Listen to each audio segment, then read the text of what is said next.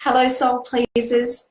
Welcome to this live training on communicating in relationships. So I've just got off the call from a fantastic client of mine who has just come so far in working on herself and really understanding her triggers so that she can become present and change the way that she responds in certain circumstances.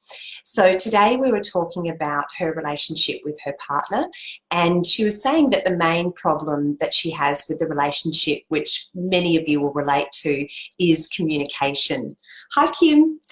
So I was talking to her about specifically what goes wrong with communication, and generally it's really good, but when it tends to break down is that when one of them comes home in a bad mood because something's gone wrong at work.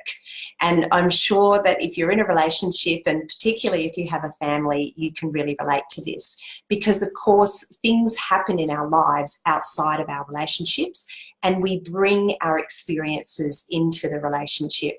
And quite often, if we're feeling uneasy about something, we're thinking about it, it's weighing on our mind, and it's not necessarily related to the person that we're now in relationship with in terms of being in front of. So we laughed about the fact that it's an age-old cliche that a woman will say to her husband or her partner, "What's wrong?" "No, really, tell me, what's wrong?" "Nothing, what's wrong?" And so we feel that negative energy, and this can obviously happen the other way around as well. And so this client was explaining to me that that pestering actually pushes him, and in the end she gets blamed and it turns into an argument between the two of them.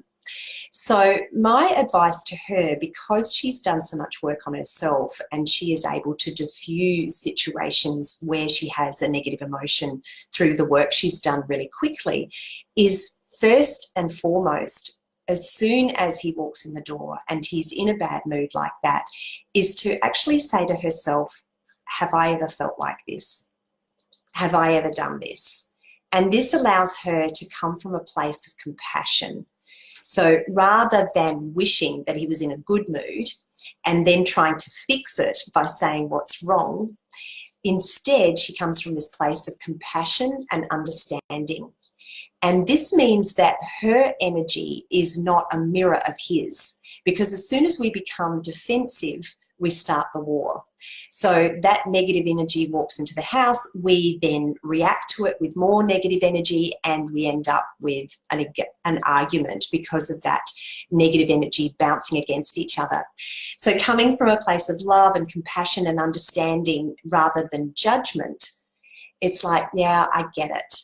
And then there's this freedom to actually allow space. So she realized that really what he does is a mirror of what she used to do.